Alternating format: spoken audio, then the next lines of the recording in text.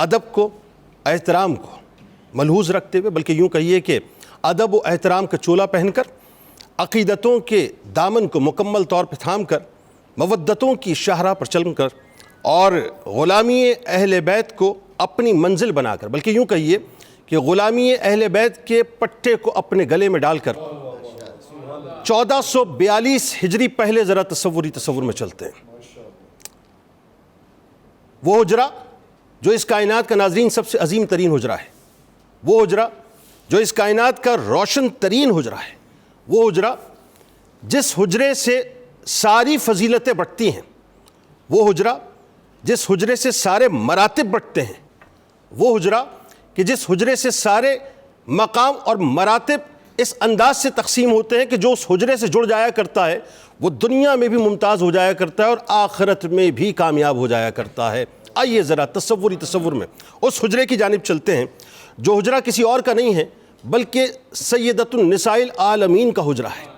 جو حجرہ سیدہ کائنات کا حجرہ ہے، جو حجرہ مولا کائنات کا حجرہ ہے، جو حجرہ رسول کریم صلی اللہ علیہ وآلہ وسلم کے جگر گوشے کا حجرہ ہے، وہ حجرہ کہ جس حجرے میں سلامی اور غلامی کا دھم بھرنے کے لیے صبح و شام فرشتے اپنی حاضریوں کو انتہائی ادب کے ساتھ پیش کیا کرتے ہیں، اور وہ حجرہ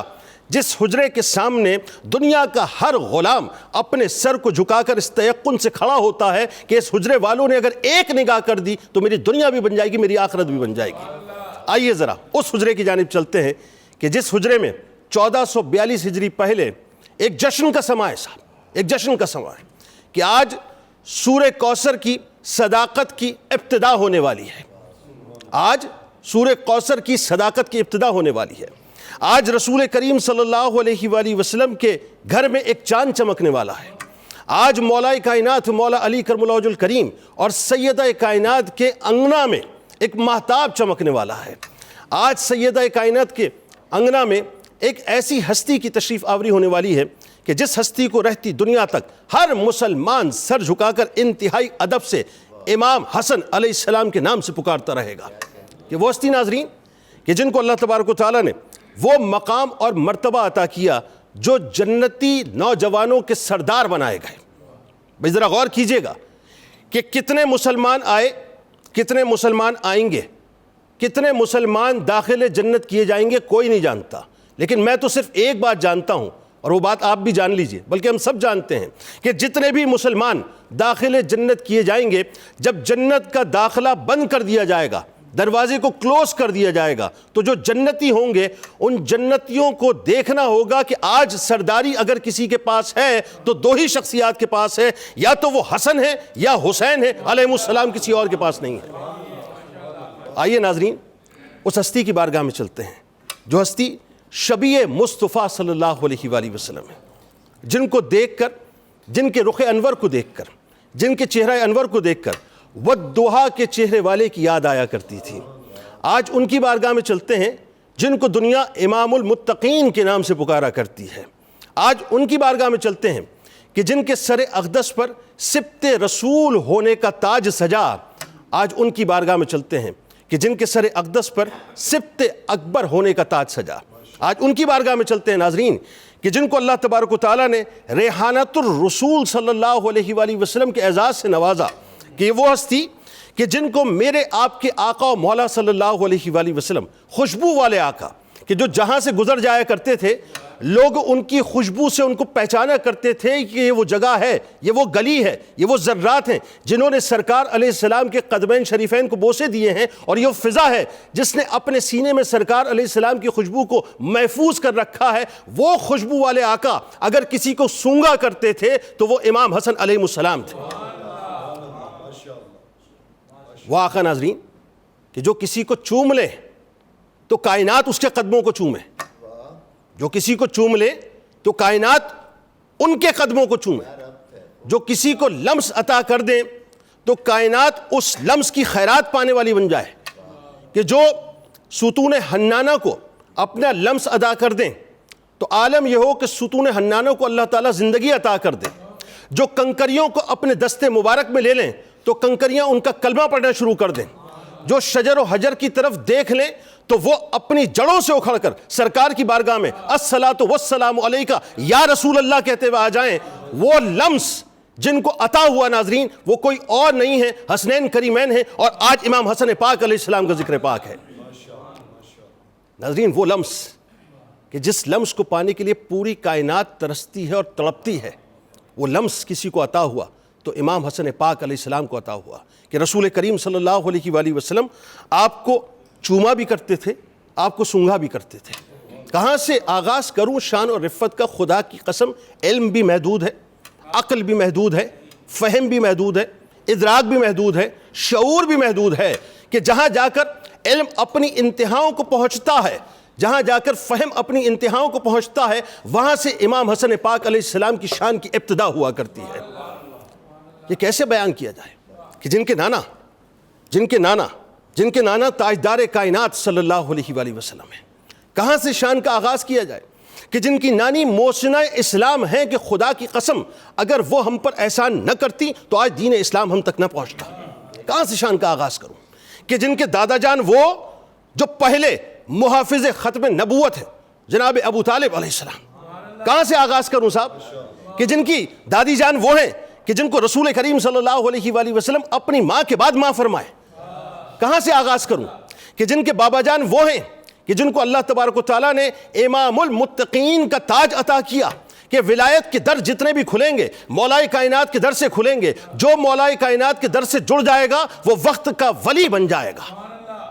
کہاں سے آغاز کروں صاحب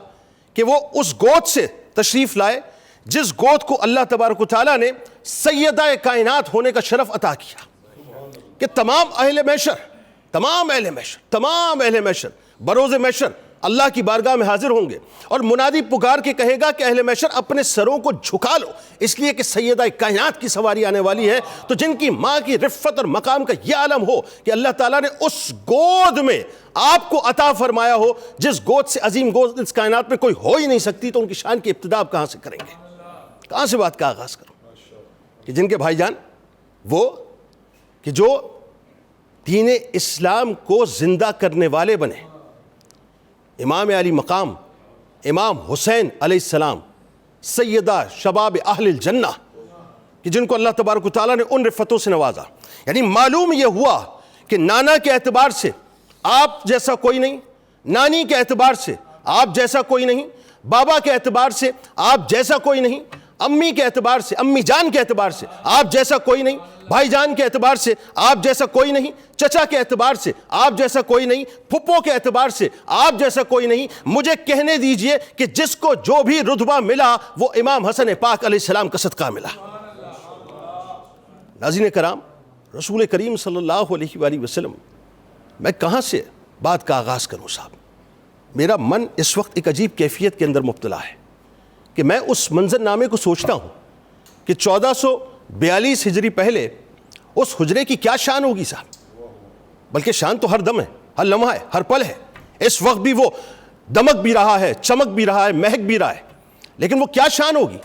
کہ جس وقت رسول کریم صلی اللہ علیہ وآلہ وسلم کے جگر گوشے کے آنگن میں پہلی خوشی اناؤنس ہوئی ہوگی، اور جس وقت امام حسن پاک علیہ السلام کی تشریف آوری اس ظاہری دنیا میں ہوئی ہوگی، اور جس وقت ان کا نام منتخب کرنے کی باری آئی ہوگی، تو ذرا تھمنے کا مقام تھا کہ اللہ تبارک و تعالیٰ نے جبرائیل امی کو بھیجا کہ اب ان کا نام کوئی اور نہیں رکھے گا بلکہ اللہ کی طرف سے منتخب کر کے حسن پاک ان کا نام رکھا جائے گا۔ کیا ہی مقام ہے کہ جن کی سماعتوں میں، ذرا سوچئے تو صحیح، بلا تمثیل عرض کر رہا ہوں، میں اور آپ تو بہت گناہ گار ہیں، بلکہ میں اپنی بات کر لیتا ہوں، بہت گناہ گار ہیں، بہت سیاہ کار ہیں۔ ہمارے کان میں تو کسی ایسے شخص نے اذان دی کہ ظاہر ہے وہ دنیا کا ایک عام سے بشر ہے، لیکن سوچئے ذرا جن کی سماعتوں میں کائنات کی سب سے زیادہ میٹھی آواز گونجی ہو اور سب سے پہلے گونجی ہو، جن کی سماعتوں میں کائنات کی سب سے زیادہ سریلی آواز گونجی ہو، جن کی سماعتوں میں وہ آواز گونجی ہو جس آواز کی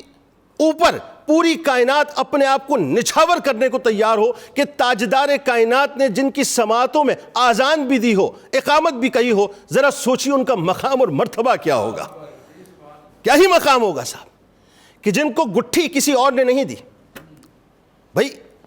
وہ جو لعاب دہان مصطفیٰ صلی اللہ علیہ وآلہ وسلم کی فضیلت ہے وہ تو عشق کے کسی نہا خانے میں موجود ہے نا کہ جو کھاری ہوتا ہے وہ لعاب دہن مصطفیٰ صلی اللہ علیہ وآلہ وسلم کے صدقے میٹھا ہو جایا کرتا ہے. بھئی پنڈلی ٹوٹتی ہے تو لعاب دہن مصطفیٰ صلی اللہ علیہ وآلہ وسلم کے صدقے جڑ جایا کرتی ہے. ہاتھ اگر حضرت قتادہ کا جنگ کے اندر الگ ہو جاتا ہے تو اس وقت لعاب دہن مصطفیٰ صلی اللہ علیہ وآلہ وسلم کے صدقے جڑ جایا کرتا ہے. تو جس لعاب کا مقام اور مرتبہ یہ ہو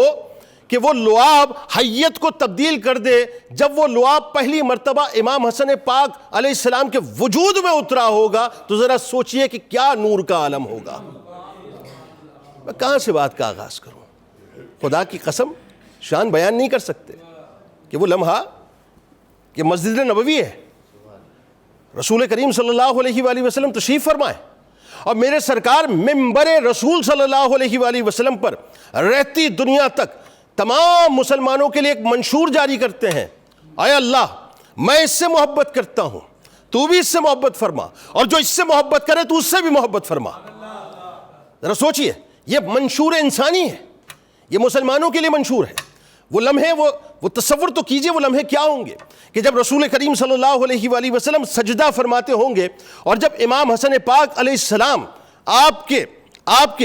کے جسم اطہر کے اوپر تشریف فرما ہوتے ہوں گے اور سرکار علیہ السلام اپنے سجدوں کو طویل فرماتے ہوں گے تو پوری کائنات نے نہ ناز کا یہ انداز دیکھا تھا، نہ دیکھا ہے اور نہ کبھی دیکھ پائے گی. بس اتنا مجھے کہنے دیجئے کہ جو راکب دوش پیمبر صلی اللہ علیہ وآلہ وسلم ہوں، کہ جن کو سرور دو جہاں صلی اللہ علیہ وآلہ وسلم اپنے مبارک کاندھوں پر اٹھا کر یہ اعلان فرمائیں کہ جو ان سے محبت کرتا ہے وہ مجھ سے محبت کرتا ہے، اور جو ان سے بغض رکھتا ہے وہ مجھ سے بغض رکھتا ہے. اور پھر قرآن نے تو بات ختم کر دی نا صاحب کہ کہیں سورہ کوثر کی صورت میں امام حسن پاک علیہ السلام نظر آتے ہیں، کہیں آیہ تطہیر کی صورت میں ان کی طہارت کا اعلان اللہ تبارک و تعالیٰ فرماتا ہے، اور کہیں آیہ مباہلہ کی صورت میں اللہ تبارک و تعالیٰ رہتی دنیا تک یہ بتلاتا ہے کہ یہ وہی رخ انور ہے جو اگر آسمانوں کی جانب اٹھ جائے تو اللہ تبارک و تعالیٰ پہاڑ کو بھی جو ہے وہ اپنی جگہ سے سرکا دے. بس ذہن میں رکھیے کل بروز محشر سب نے پیش ہونا ہے. اور جس وقت حساب کتاب ہو جائے گا نا تو تیقن اس بات پہ ہونا چاہیے کہ جو جنت کے سردار ہیں ان کے پاس جنت کا پاس ہے، اور جن کو ان کی ناموس کا پاس رہے گا دنیا میں اسی کو جنت کا پاس ملے گا. جن کو ان کی محبت کا پاس رہے گا وہی جنت کا پاس حاصل کر کے داخل جنت ہو جائے گا.